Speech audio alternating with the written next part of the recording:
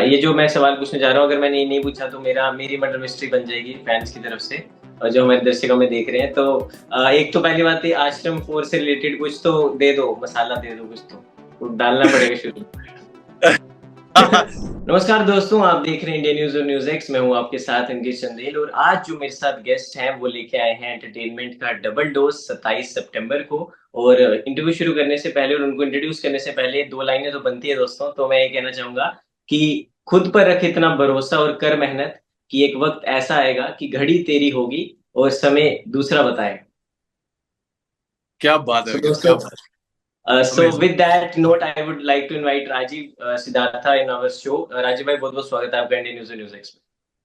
Thank you so much Ankit for having me here. I am आपने कितना बढ़िया introduction किया और कितने कितने बढ़िया तरीके से बोला। I am floored. अमेजिंग। बिल्कुल। जिस तरह मैंने कहा, एंटरटेनमेंट का डबल डोज, क्योंकि आपकी एक ही डेट पे दो दो शोज आपके आ रहे हैं। एक तो अगर लव सितारा की बात की जाए, दूसरा हनीमून फोटोग्राफर। तो पहले शुरू किससे करें, आप ही बता दो।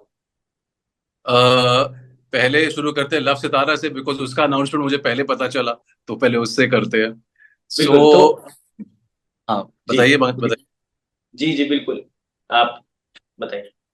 तो बेसिकली अंकित, क्या है कि हर एक्टर चाहता है कि वो एक रेंज ऑफ कैरेक्टर्स प्ले करे, एक रेंज ऑफ इमोशंस प्ले करे। I think her actor typecast शब्द से बड़ा कतराता है, बड़ा डरता है, बिकॉज जब हम लोग एक्टिंग शुरू करते हैं, एटलीस्ट इस पैशन से शुरू करते हैं कि हम कई अलग अलग टाइप के कैरेक्टर्स प्ले कर पाएंगे। And I have been fortunate, भगवान का लाख लाख शुक्र है कि मुझे ऐसे अपॉर्चुनिटीज का ही अपॉर्चुनिटीज मिले हैं जहां पर मैं एक Harvard return investment banker play किया है, और मैंने एक पत्रकार प्ले किया है आश्रम में।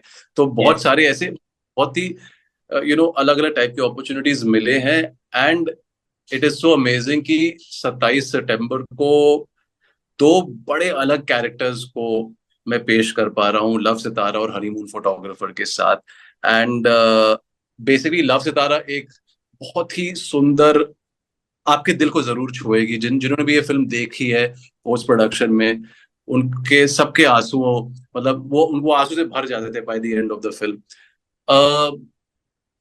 उसमें मैं एक बड़ा आइडियलिस्टिक, डिसिप्लिन्ड, सपोर्टिव, बड़ा प्रिंसिपल्ड, बड़ा नॉन जजमेंटल कैरेक्टर प्ले कर रहा हूँ। बेसिकली ऐसा कैरेक्टर जो हर इंसान को होना चाहिए एक्चुअली में मैं वैसा इंसान प्ले कर रहा हूँ। एंड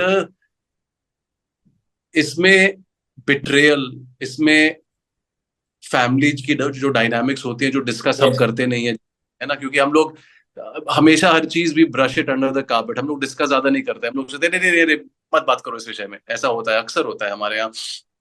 तो इन सब चीजों से ये पूरी फिल्म डील कर रही है। एंड आई मस्ट से कि इतनी कॉम्प्लेक्स और इतनी नुआंस्ड फिल्म है कि I think her audience member को एक ना एक कैरेक्टर बहुत अपनी तरह लगेगा, या तो अपने स्टार या फ्रेंड की तरह लगेगा। तो आई एम होपिंग कि ये फिल्म सबको छुए, सबके दिल को छुए, बिकॉज हमने बहुत ही प्यार से बनाई है। और जितने भी, इसकी जो डायरेक्टर है Vandana Kataria, she is absolutely fantastic. तो उन्होंने ऐसा यूनिवर्स क्रिएट किया हम सब एक्टर्स के लिए कि हम अपना फुल पोटेंशियल को अचीव कर पाए while acting. So I am just very grateful, and I hope audience को भी बहुत मजा आए ये लव सितारा देखकर।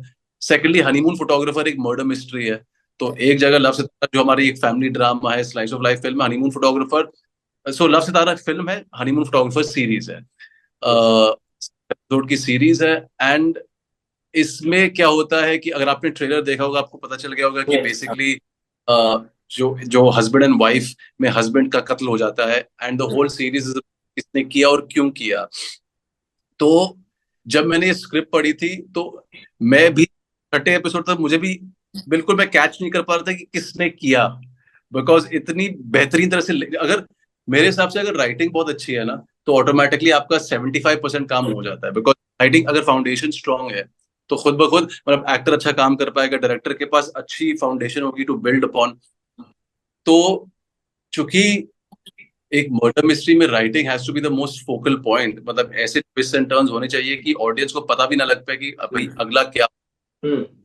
तो ऑलरेडी मैं इंट्रीग्ड था, एंड देन उसके बाद मुझे ऐसा कैरेक्टर मिला जो मिस्टीरियस है, जो कॉम्प्लेक्स है, जो थोड़ी बहुत मार धाड़ कर रहा है, तो मुझे उसमें मतलब उसमें भी मजा है कि यार ऐसे कैरेक्टर करने में भी अलग मजा है एकदम। एक जो जो प्ले करने का जो मौका मिलता है ना, जो एकदम फैलने का मौका जैसा एक्टर लोग कहते हैं, वो बहुत मिला इस कैरेक्टर में।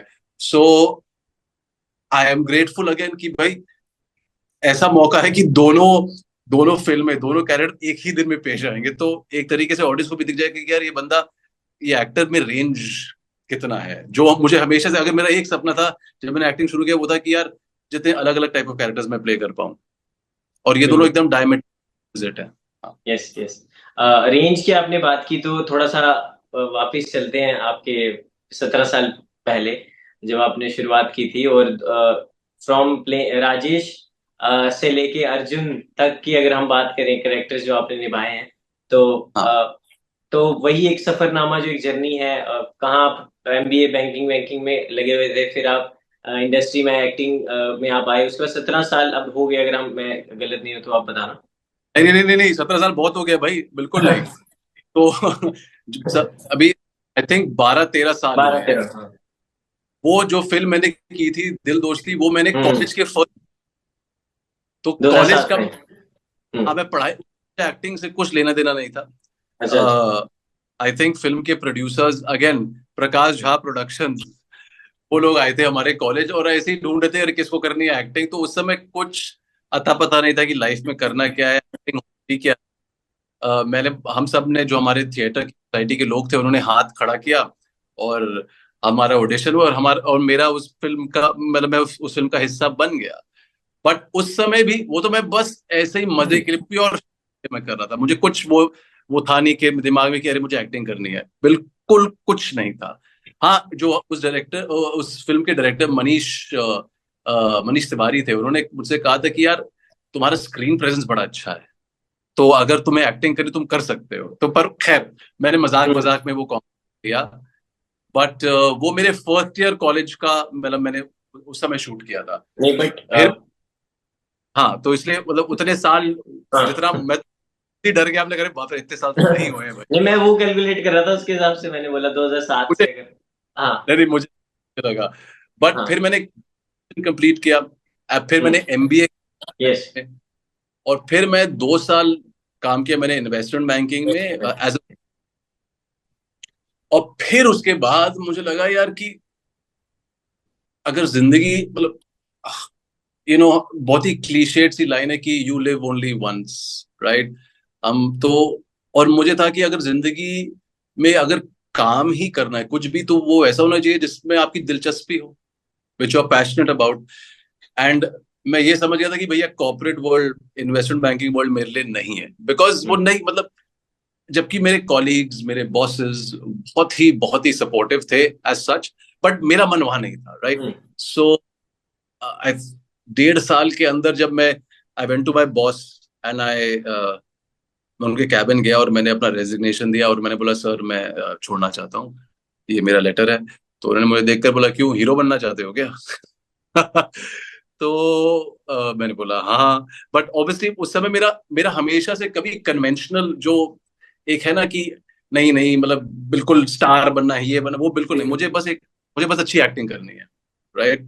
सो फिर जब मैंने अपनी नौकरी छोड़ी, अब मैं I started doing theatre with Lillete Dubey, जिनके साथ मैं अभी theatre करता हूँ। एंड अभी एक प्ले कर रहा हूँ गौहर, जो जिसके साथ हम यूके जा चुके हैं, यूएस जा चुके हैं, पूरे पूरे देश में घूम चुके हैं हम एक्चुअली। तो जब मैंने थिएटर करना शुरू किया with a play called Aadhe Adhure, it written by Mohan Rakesh ji and Lillete Dubey, उसमें मेन एक्ट्रेस थी, एंड मोहन अगाशे जो हमारे वेटरन थिएटर एक्टर और फिल्म एक्टर है वो भी थे। सो उसमें बहुत मजा आया। मजेदार बात यह है कि थिएटर में ओपन किया हमने अपना ये शो, जो मेरे बॉस थे इन्वेस्टमेंट बैंकिंग डेज के, he came for the first show. उन्होंने मुझे फूल दिया और बोला कि यार वेल डन यार, तुम अपना सपना मतलब फॉलो कर रहे हो, मतलब I am so proud. And then I realise कि हर इंसान ना, मतलब दूसरे के सपने को रिकॉग्नाइज करता है, एंड जब वो देखता है कि किसी में करेज है टू फॉलो इट, तब आई थिंक सब जुड़ जाते हैं और सब सपोर्टिव हो जाते हैं। सो एक तरीके से जब मैंने जॉब छोड़ा, यस फैमिली फ्रेंड्स थोड़े वो हैरान हो गए थे, उन्होंने आई थिंक सोचा होगा कि मेरा दिमाग खराब हो गया है। और जाहिर सी बात है, अगर मैं भी उस हाँ। समय किसी और ये करते हुए तो मुझे भी लगता है कि दिमाग खराब हो गया भाई, इतना पढ़ लिख कर आदमी ये कर रहा है, सब कुछ एक स्टेबल जॉब छोड़ रहा है। बट आई फील अगर आपके अंदर पैशन है और आपको, और आप जानते हैं कि आप में मेहनत करने की क्षमता है ना, तो वो परसिवियरेंस और वो डिसिप्लिन से मतलब भगवान रास्ता दिखाई देता है। सो आई फील मेरे साथ वही हुआ कि ऑब्वियसली चूंकि कोई कनेक्शंस नहीं है इंडस्ट्री में, कुछ नहीं था किसी को, तो और ऊपर से मैं इंट्रोवर्ट हूँ, तो ना ही मैं ज्यादा पार्टीज में जाता हूँ, तो जितना भी काम मुझे मिला है मुझे मेरे काम को देख कर या ऑडिशंस को देख कर ही मिला है। सो आई एम वेरी ग्रेटफुल कि ऐसा पाथ मैंने चुना, और because I love acting so much, मैं ये कह सकता हूँ कि मैं हर दिन अपने क्राफ्ट पर थोड़ा बहुत तो काम करते रहता हूँ, because it's a craft at the end of the day. आपको हर दिन उस पर लगे रहना है ताकि वो पॉलिश होते जाए, वो शाइन करते रहे। सो बिल्कुल। और राजीव भाई, जो आपने अपनी जर्नी की कहानी बताई, काफी लोगों को मोटिवेट करेगी, या जो अपकमिंग बनना चाह रहे हो, जो ये सोचते हैं कि गॉडफादर हो तभी कुछ हो सकता है, तो हियर इज द एग्जांपल आपके सामने बैठे हैं फ्रेम में। तो एक और चीज पूछना चाहूंगा आपकी वर्सटैलिटी के बारे में। मैं जिसका मैं खुद भी फैन हूँ कि जो भी आप रोल करते हैं उसको लार्जर देन लाइफ दिखा देते हैं। सच में ऐसा लगता है कि आप वही करेक्टर हैं। और ये ऐसा नहीं, ये शुरू से ही चलता रहा है, आप जब से आप जितने भी आप रोल्स कर रहे हैं, और थिएटर इंक्लूडिंग थिएटर भी। तो आपको कहीं ना कहीं लगता है कि थिएटर का एक करिश्मा है वो, जो आप ये सब चीजें कर पा रहे हो? क्योंकि चाहे रणबीर कपूर हो, चाहे शाहरुख खान हो, कहीं ना कहीं वो ये बोलते हैं कि theatre played a very big role in our acting, और जो हम मेथड एक्टिंग जो हम कर पाते हैं। आपने बिल्कुल सही कहा अंकित। आई थिंक हर हर अच्छा एक्टर ना, दुनिया का कोई भी किसी भी कोने का अच्छा एक्टर, उनका बेस थिएटर में ही होता है यार। बिकॉज जैसा हम कहते हैं ना कि थिएटर वन टेक है, क्योंकि एक बार आपने शुरू किया, हम्म। वो लाइंस भूल गए, कुछ हो गया, किसी की एंट्री नहीं हुई, दो टेक नहीं होने वाला, ऑडियंस वहां बैठी है, आपको इम्प्रोवाइज करना पड़ेगा। तो आई थिंक एक तरीके से आपको करेज दे देता है। आई ऑलवेज फील कि एक फ्रीलांस जॉब में, be it writing, be it journalism, be it acting, be it anything, courage बहुत जरूरी है यार। एंड स्टेज पे जाने से, and to do plays over and over again, courage बहुत बिल्डअप होता है और आप में एक कॉन्फिडेंस आ जाती है। तो एंड सिंपल सी बात है, अगर आदमी कॉन्फिडेंट और रिलैक्स्ड है तो वो कोई भी काम आराम से कर लेगा। बिकॉज अदरवाइज अगर आप नर्वस और एंग्शियस हैं और तब एक्टिंग करने की कोशिश कर रहे हैं, आपकी आधी एनर्जी तो एंग्जाइटी और नर्वसनेस में ही चली गई ना, आप जी। आधा सिर्फ। सो आई थिंक थिएटर ने मुझे वो दिया है, कॉन्फिडेंस। एंड हमें पहले के दिनों में जब मैं स्टेज पे अपनी पहली एंट्री लेता था तो हल्का सा नर्व्स होते थे, भाई हाँ जी। ऑडियंस इतनी बड़ी ये है, वो क्रिटिक्स वहां बैठे हैं, ये फलाना बड़ा एक्टर वहां बैठा है देख रहा है हमें। But it is amazing how in the past few years, जब मैं एंट्री लेता हूँ स्टेज पे, तो मुझे लगता है यार मैं अपने घर में जा रहा हूँ। तो मैं बड़ा, मुझे बहुत अच्छा लगता है। इट्स नॉट, मुझे बिल्कुल 1% भी नर्वस नहीं होता, मुझे लगता है यार मैं अपने घर पे ही हूँ। सो हम्म। आई कैन से ये, बिकॉज ये आई थिंक मेहनत, और ये स्टेज करते करते करते करते, लाइक आई टोल्ड यू कि अ, एक म्यूजिशियन, एक सिंगर हर दिन रियाज करता होगा वॉइस का, एक एक स्पोर्ट्समैन हर दिन फिजिकल एक्सर्शन करता होगा, प्रैक्टिस करता होगा। आई थिंक एक्टर्स उतना रियाज नहीं करते जितना करना चाहिए। बट आई हैव टू से कि चूंकि मुझे अच्छे टीचर्स मिल गए और मुझे अच्छी किताबें मिल गई, तो मैं समझ गया कि यार नहीं नहीं नहीं, अगर आप इसकी प्रैक्टिस हर दिन नहीं करोगे ना, तो फिर आप बहुत रस्टी हो जाओगे। हम्म। एंड आई थिंक थिएटर ने हेल्प बहुत किया है। इनफैक्ट एक मजेदार कहानी बताऊंगा, मैं एक शेक्सपियर प्ले कर रहा था पृथ्वी, आप पृथ्वी थिएटर गए हो? नहीं। तो आप प्लीज जानो, क्योंकि उसमें क्या है कि ऑडियंस बहुत करीब बैठती है एक्टर्स के, बहुत बहुत पास। तो मैं अब एक शेक्सपियर प्ले कर रहा हूँ भैया, शेक्सपियर की वो भाषा सोचिए, TISS not unknown to you Antonio, वैसी वाली भाषा। एक तो आप लाइन भूल गए तो बस गेम खत्म, राइट? उसमें क्या हुआ, एक courtroom scene, merchant of Venice play का नाम है। तो उस कोर्टरूम सीन में मेरा कैरेक्टर बसानियो था। तो मुझे भागना स्टेप्स के नीचे और एंटोनियो के कैरेक्टर को उठाना था, बिकॉज वो गिर जाता है, और वो बहुत ही सीरियस माहौल था, राइट? तो इस शो में मैं भागते भागते नीचे गया, और जैसे ही मैं नीचे बैठा एंटोनियो को उठाने, मेरी पैंट फट गई। सोचो, एक सीरियस सीन में, पृथ्वी थिएटर में शेक्सपियर का प्ले हो रहा है, पर भगवान, वही तो भगवान की कृपा है, मैं एक जैकेट पहना हुआ था और मैं नीचे था, मेरे दिमाग में कुछ नहीं था उस समय, बस मैंने जैकेट निकाला, अपने पैंट के अराउंड टाई किया और सीरियसली अपना डायलॉग्स बोले, और फिर ऊपर चला गया, और फिर मैं बाहर तुरंत भागा, क्योंकि मेरी मेरी एग्जिट हो गई थी, और फिर मैंने गार्ड साहब से पूछा, सर सब सही है ना, उन्होंने हाँ सब सही है, और फिर मैं वापस मैंने एंट्री ली। तो ये सोचो यार, अगर यस। ये मतलब कुछ भी अगर ऑडियंस नोटिस करती है करे, तो एकदम हंसी का माहौल हो जाता है यार एक सीरियस सीन में। तो इतना प्रेजेंस ऑफ माइंड, इतना कॉन्फिडेंस, और एंड आई ऑल्सो रियलाइज कि अगर आप मेहनत करो और अगर आप दिल से कुछ करो ना, तो ऑटोमेटिकली जो यूनिवर्स है आपको सपोर्ट कहीं ना कहीं से कर ही देती है। यस। और वो इसी नोट पे मैं भी कहना चाहूंगा कि जो मैनिफेस्ट करता है और मेहनत जो करता है उसको सब मिलता ही है, मुझे लगता है। आई एग्री, आई एग्री, कभी कभार देर से मिलता है। हाँ, और वही ना, जो देर बाद मिलता है वो दूर तक चलता है। क्या बात है। अगला सुपर। सवाल, लव सितारा पे हम आना चाहेंगे। You are playing a chef, उसमें आप शेफ का करेक्टर प्ले कर रहे हैं, तो घर से ट्रेनिंग मिली है या फिर वैसे भी करेक्टर को ढलने में कोई मुश्किल आई नहीं? क्योंकि होता है कि घर में जो कुक करता है तो उसके लिए इतना मुश्किल होता नहीं है। तो again very thank you for the question, क्योंकि ये भी बिकॉज, तो मैं ज्यादा कुक नहीं करता, अच्छा। तो जब ये पार्ट मिला तो अगेन मुझे ये, एंड चूंकि फिल्म में शूटिंग के थोड़े बहुत सीक्वेंसेस हैं, और सॉरी कुकिंग के थोड़े बहुत सीक्वेंस, हम्म। ये तो एंड कुकिंग के साथ साथ बहुत ही कॉम्प्लेक्स डायलॉग्स भी हैं। तो जब मैंने स्क्रिप्ट पढ़ी तो मुझे लगा यार, अगर मैंने कटिंग चॉपिंग कुकिंग प्लेटिंग नहीं सीखी, तब तो भाई सेट पे सीन, एक ही सीन करने में 3 दिन लग जाएंगे। तो इसलिए thanks to a producer, thanks to a director, thanks to Zorawar, जो फर्जी कैफे के मालिक हैं। तो फर्जी कैफे लोअर परेल में मैं 1.5 महीना मैंने बताया, कटिंग चॉपिंग स्लाइसिंग। मैं एक्चुअली प्रॉक्सी हेड शेफ भी बना, सबके ऑर्डर्स ले रहा था। हाँ, और जो जितने भी कुक्स हैं उनको मैं ऑर्डर्स देता था।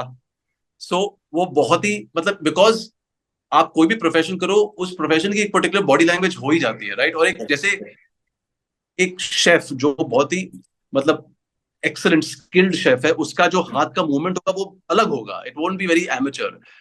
तो थैंकफुली मैंने, अगेन बिकॉज यार, I love acting, I love my job, तो मुझे वो सब मेहनत नहीं लगा, मुझे मजा आ रहा था यार ये सब सीखने में, एक नया स्किल भी सीखने में। एंड तो बेसिकली 1.5 महीने वो उसको करने में लगे। एंड आई मस्ट से कि जितने भी हमारे कुकिंग के या प्लेटिंग के या कटिंग के शॉट्स हैं फिल्म में, वो सब एक एक टेक में हुए। तो थैंकफुली वो तो सी क्या वो मैं, क्या क्या बनाया, क्या खिलाया प्रोडक्शन टीम को, शोभिता को क्या क्या क्या खिलाया, क्या बनाया? भारत का नक्शा तो नहीं बन गया रोटी का? हाँ नहीं नहीं नहीं, वो तो सिर्फ सेट पे खिलाया, अच्छा। उतना कॉन्फिडेंस था कि उसके बाहर खिलाऊं। बट सेट पे सबने, अ लॉट ऑफ एक्चुअली, एक बहुत ही बढ़िया डाइनिंग रूम सीन है वहां पर, वहां की डिशेस बहुत ही मजेदार है। मैं अभी बोलना नहीं चाहूंगा फिर फिल्म का मजा हम्म। खराब हो जाएगा, नहीं नहीं नहीं बट नहीं। अदरवाइज बहुत अलग अलग प्रकार के डिशेस बने। So it is fantastic. और इसमें एक ट्रेलर में एक डायलॉग भी है, या एक आता है, हमने देखा है कि अ, जो लव का, हैप्पीनेस का, लव का कोई मंत्रा नहीं होता। तो what is your mantra for happiness and love? Acceptance, non judgement and unconditional, यही होना चाहिए यार। बिकॉज मैंने कहीं पढ़ा कि, बिकॉज ज्यादातर जो हमें लव लगता है वो अटैचमेंट उसमें बहुत मिला होता है, राइट। बिकॉज हमको लगता है कि हम किसी से प्यार करते हैं, वो हमसे प्यार करती है, but I feel that attachment बहुत जुड़ा होता है, एंड कभी कभार उसमें ईगो भी आ जाता है। तो रियल लव में मेरे अनुसार से it has to be unconditional, unconditional. अब लव सितारा में जो आपके को एक्टर्स हैं उनके बारे में अगर बात की जाए, तो एक एक क्वालिटी अगर आप किसी बताना चाहें कि इसमें ये बड़ी, क्योंकि जो हमें ऑडियंस को नहीं पता, फैंस को नहीं पता कि इसमें यार ये क्वालिटी बहुत अच्छी है जो आपको पता होनी चाहिए। शोभिता से स्टार्ट करते पर फिर आप एक्टर का नाम लेंगे कि हैं। मैं हाँ, आप आप एक्टर, अपने हिसाब से एक एक करके बता दो। हाँ। ठीक है। तो Sobhita is very grounded, grounded, तो वो बहुत अच्छा है कि भैया मतलब जो आदमी ग्राउंडेड है वही अपना दिमाग अच्छे से लगा सकता है। जी। And second one? सोनाली, जो हेमा चेची है, she is very she is very skilled, she is very मतलब confident about her craft. So I like that a lot. जो मेरे डैड का किरदार है वो अखलाक सर हैं. He is been in films like दिल धड़कने दो, और इसमें उनका थोड़ा अलग शेड आपको देखने को मिलेगा. So I am very happy I got to act with him. And फिर वर्जीनिया मैम है who plays Shobhita's mother. She is just a lovely lady. बहुत ही स्वीट है. एंड आई मस्ट कॉम्प्लीमेंट जो हमारी डायरेक्टर है Vandana, because I think director के एक अच्छे डायरेक्टर के बिना एक अच्छी फिल्म नहीं बन सकती. बिकॉज अगेन बहुत ही क्लीशे सा है कि the director is the captain of the ship, but it is true. Because अगर डायरेक्टर आपको सही डायरेक्शन पे स्टीयर नहीं करेगा तब आप अपना अपना पोटेंशियल कभी रियलाइज नहीं कर पाएंगे. सो आई थिंक वंदना की वजह से इस फिल्म में बहुत सोल, बहुत इमोशन, बहुत जो आप देखेंगे ना, मतलब कभी ऐसा होता है जैसे कि हम किसी जब हम सनराइज को देख रहे होते हैं, सनसेट को देख रहे हैं, तो या एकदम जस्ट जस्ट बीच पे बैठ के समुद्र को देख रहे होते हैं, तो एक उसी में हम मिल जाते हैं एक तरीके से. राइट. आई थिंक ये फिल्म देखने ऐसा ही होगा. आई थिंक when जब लोग देख रहे होंगे तो उनकी सोच बंद हो जाएगी और एकदम उनकी दिल का कनेक्शन बन जाएगा मेरे हिसाब से. आई जस्ट होप ऐसा हो. और मुझे ट्रेलर में काफी चीजें अच्छी हैं जो आपने मेंशन की, लेकिन एक और चीज जो मुझे अच्छी लगी एज अ व्यूअर, तो वो ये था कि दोनों दो कल्चर्स, अलग अलग कल्चर्स को दिखाया जा रहा है फिर एग्जैक्ट. जो ट्रेलर के अंदर.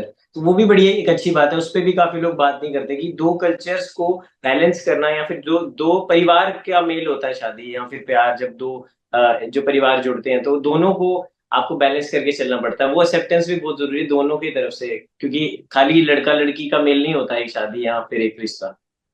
आपने बिल्कुल सही कहा, बिल्कुल सही कहा. एंड वही तो है ना. एंड लव, जो एक्चुअल लव, जो हम अनकंडीशनल लव की बात कर रहे हैं, वही तो हमको एक दूसरे से बॉन्ड करवाता है इवेंचुअली ना. मतलब वही तो जब हम अपने likes dislikes, personality traits, characteristic, उसको सब हम छोड़ते हैं, जब सब सब्ट्रैक्ट करते हैं, तभी तो हम एक्चुअली वो जो एकदम अपने कोर पे पहुंचते हैं ना. एंड आई थिंक इवेंचुअली जब दो different cultures, two different families, दो डिफरेंट लोग जब एक दूसरे को, मतलब वही ना, एक नॉन जजमेंट और नॉन जो कंडीशन दिमाग से जब देखते हैं, तभी वो एक्चुअली में किसी से प्यार करते हैं. एंड आई थिंक ये इस फिल्म में बहुत अच्छी तरह से दिखाया है कैसे पहले ऑब्वियसली थोड़े बहुत जाहिर सी बातें होते हैं अगर आप different culture, but how love just takes over, you know. और वही 27 सितंबर को हमें भी देखने को मिलेगा कि क्या ये फिल्म हमें देखे जाएगी. अब बात करते हैं हनीमून फोटोग्राफर की, या यूर प्लेइंग मेल प्रोटैगनिस्ट, तो उसके बारे में थोड़ा सा बताना चाहेंगे, क्योंकि हमने पत्रकार के रोल में तो आपको देखा, वो आपने बखूबी निभाया. हमने सोचा कि भी हमारी फील्ड में ना आ जाए भाई, बट बट अच्छा, you are sorry very to good. Interrupt Ankit भाई. Sorry to interrupt, just last question है, ठीक है? हाँ, लास्ट क्वेश्चन. Last question. ठीक है. हाँ, कि आप तो क्या थोड़ा उस कैरेक्टर के बारे में बताइए. आपको आशा का कैरेक्टर पसंद आया ना? यस यस, बहुत. Thank you, thank you, thank you. So basically honeymoon photographer में जैसे मैंने आपसे कहा कि it's a murder mystery, right. And उसमें जो हस्बैंड होता है उसकी, मतलब ही gets killed in the first episode और द सेकंड एपिसोड, जैसा जब आप देखोगे आपको पता चलेगा. एंड हाउ ये पूरे 6 एपिसोड्स में बेसिकली किलर को ढूंढ रहे हैं. एंड हम 4 सस्पेक्ट्स हैं जैसा आपको ट्रेलर में देख. It is very interesting because एक अच्छी मिस्ट्री में, अच्छी थ्रिलर में ना, मेरे हिसाब से writing has to be top notch, because किसी को कोई गेस नहीं कर पाना चाहिए कि भैया मर्डर है कौन है. और ट्विस्ट अच्छे होने चाहिए और बिलीवेबल भी होने चाहिए, ना कि इतने अनबिलीवेबल ट्विस्ट एंड टर्न्स की भाई मतलब फिर वो जो इल्यूजन है वही वही ब्रेक हो जाए. वैसा नहीं होना चाहिए. तो मेरे हिसाब से इसकी राइटिंग बहुत अच्छी है. एंड जो डायरेक्टर है अर्जुन, वो बड़े अच्छे एडिटर भी हैं. सो जो फाइनल जो मैंने जब मैं डबिंग देख पे जो फाइनल कट देख रहा था, तो इतनी अच्छी तरह एडिट हुई है कि ऑटोमेटिकली जितना मिस्ट्री या थ्रिल है वो और हाइटन हो गया है उनकी एडिटिंग की वजह से एंड साउंड डिजाइन की वजह से.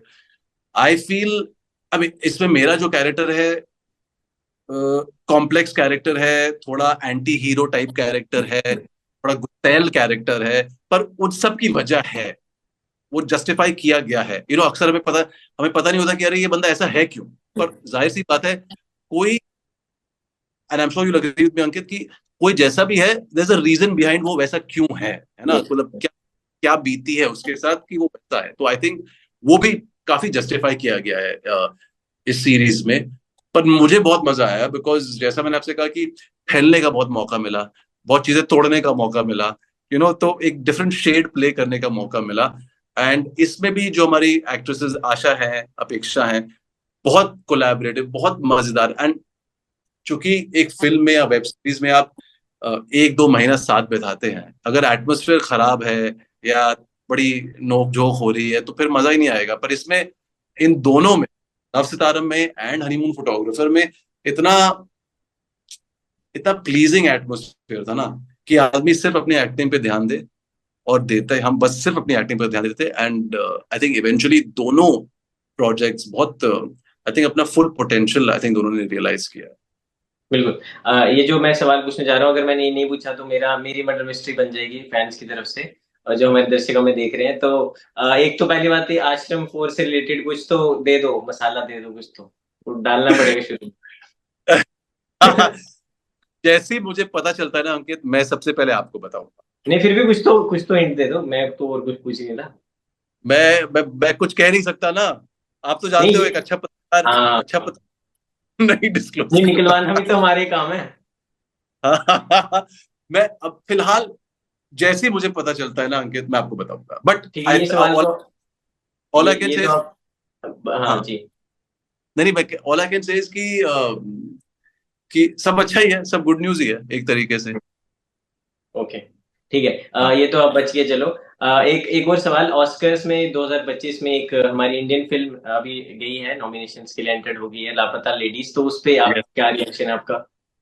बहुत बढ़िया यार, I really enjoyed the film. And मैं इतना खुश हूं कि ऐसे ऑफ बीट स्टोरीज ऑडियंस को पसंद आ रही है, और क्रिटिक्स को पसंद आ रही है, और हमारे देश को पसंद आ रही है, ताकि हम, मतलब आई बिकॉज हमारे देश में इतनी कहानियां हैं, इतनी सारी मतलब कोने कोने में यूनिक कहानियां हैं। एंड आई जस्ट फील कि every story should find its way either on OTT या big screen. And I am so happy कि लापता लेडीज जैसी फिल्म को इतना अप्रिसिएशन और रिकॉग्निशन मिल रहा है। And I hope that it gets us the the big award.